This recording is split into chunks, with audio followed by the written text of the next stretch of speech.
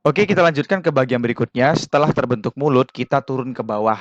Nah, di bawah itu akan terjadi sebuah pembentukan namanya pembentukan faring ya. Di mana faring itu berupa tonjolan-tonjolan ya. Jadi atau berupa kantung-kantung di mana di situ ada 4 kantung. Kantung 1, kantung 2, kantung 3, dan kantung 4. Di mana setiap kantung ini nantinya akan berdiferensiasi menjadi bagian yang berbeda. Nah, kita lihat di sini ya, ini kantung-kantungnya.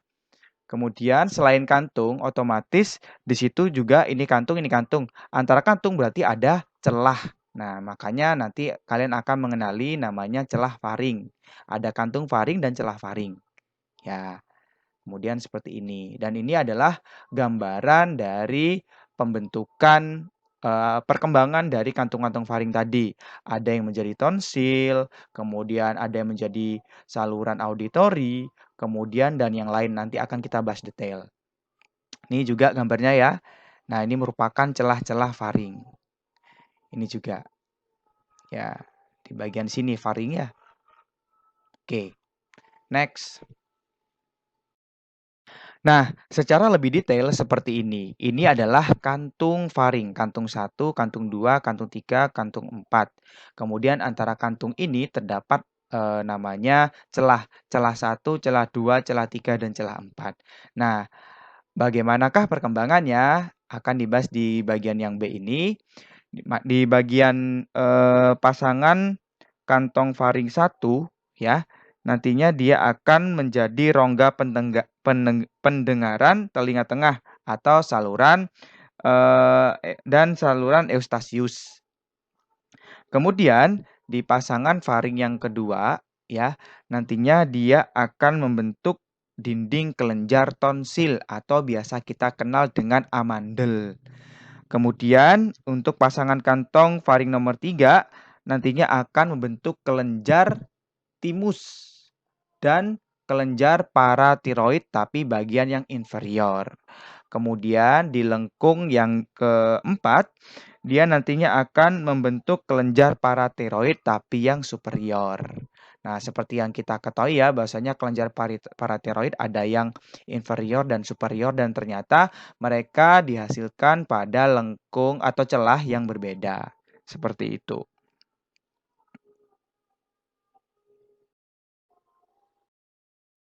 Oke, setelah kita membahas faring, kita akan membahas tentang lanjutan dari saluran pencernaan dan turunannya. Nah, selanjutnya pada bagian faring tapi bagian yang posterior atau faring yang di bagian paling bawah, nantinya akan membentuk saluran pencernaan yang mana akan mengerut untuk membentuk kerongkongan. Nah, jadi di bawah faring nantinya akan membentuk kerongkongan. Bagaimana cara pembentukannya? Itu tadi dia akan bagian foregut-nya akan mengalami pengerutan. Selanjutnya, nantinya proses-proses itu akan diikuti oleh lambung, usus halus, dan usus besar. Hal yang perlu diingat juga bahwasanya sel-sel bagian endoderm ini hanya menghasilkan lapisan tabung pencernaan dan kelenjar-kelenjarnya. Sel mesenkim mesodermal atau sel-sel berasal dari mesoderm akan mengelilingi tabung untuk memberikan otot-otot peristaltik. Dapat diketahui bahwasanya lapisan endoderm hanya membentuk saluran pencernaan dan kelenjar-kelenjarnya.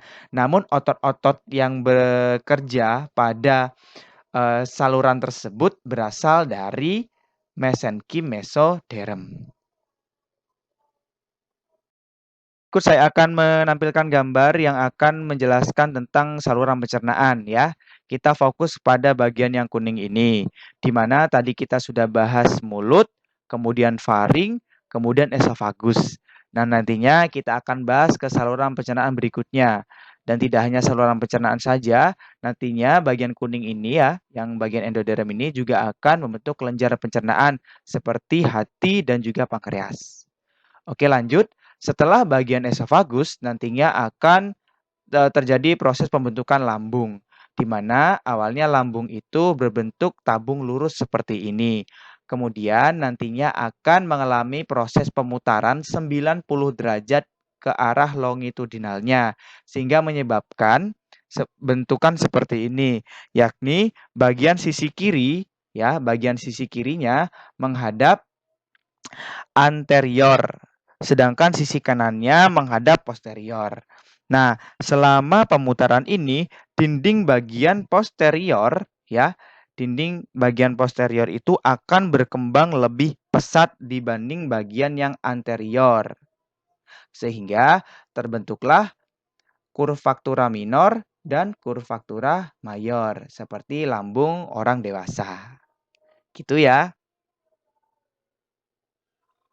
Setelah kita membahas lambung, selanjutnya kita akan membahas usus halus, di mana proses pembentukan usus halus diawali dari proses pemanjangan usus secara cepat yang diikuti juga oleh bagian mesentriumnya. Nah, jadi bagian usus dan mesentrium itu akan melakukan proses pemanjangan secara cepat sehingga terbentuklah lengkung usus primer. Nah, ini adalah lengkung usus primer. Di bagian puncaknya atau di bagian sini ya, di bagian puncak lengkung usus primer nantinya terbentuk vitelline duct atau, ductus vitellin, yang mana ductus vitellin ini berupa saluran sempit yang menghubungkan usus halus dengan bagian yolk sac atau kantung kuning telur. Selanjutnya, bagian sefalik, ini adalah bagian sefalik ya, nantinya akan berkembang menjadi distal duodenum, jejunum, dan juga sebagian ileum. Sedangkan bagian yang ini adalah bagian kaudal, nantinya akan berkembang menjadi bagian bawah ileum, caecum, appendix, kolon ascendens, dan juga 2/3 proximal kolon transversum. Bersamaan dengan pertambahan panjangnya, lengkung usus primer nantinya akan berputar. Nah, ini ya, berputar mengelilingi suatu sumbu yang dibentuk oleh arteri mesentrika superior. Nah, jadi bagian arteri ini akan menjadi sumbu dari proses pemutaran lengkung usus primer tadi. Nah, jika dilihat, perputaran ini berlawanan dengan arah jarum jam dan besarnya sekitar 270 derajat. Kemudian intinya nantinya akan melakukan sebuah proses rotasi, kemudian juga akan melakukan proses pemanjangan dan nantinya akan terbentuk bagian usus yang seperti ini, ya. Oke, secara singkat saya ulangi lagi, diawali dari proses pembentukan lengkung primer, kemudian nanti akan melakukan proses pemutaran, dan akhirnya terbentuklah bagian-bagian usus yang terspesialisasi seperti ini.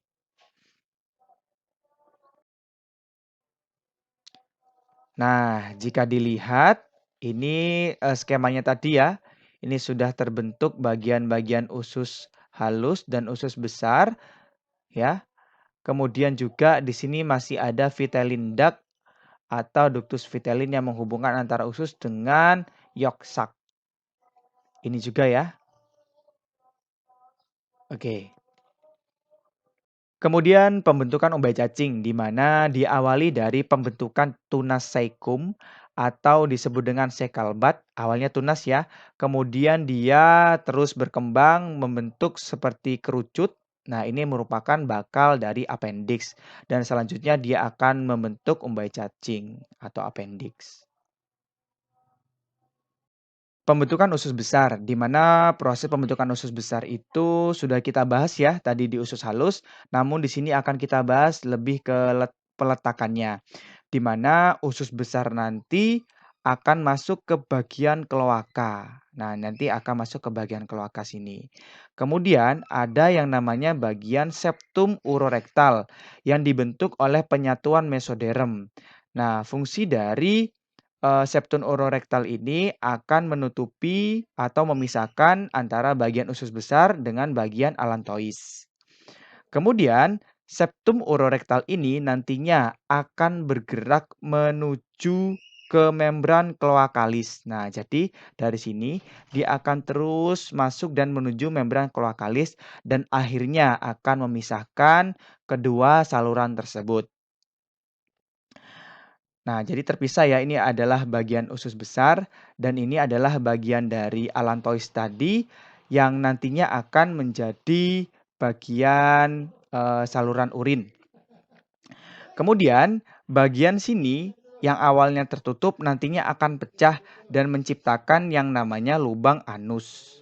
Kemudian di bagian ujung sektum ororektal juga nantinya akan membentuk perineum dan bagian sini nantinya akan membentuk urogenitalia membran dan akan juga pecah untuk perkembangan berikutnya.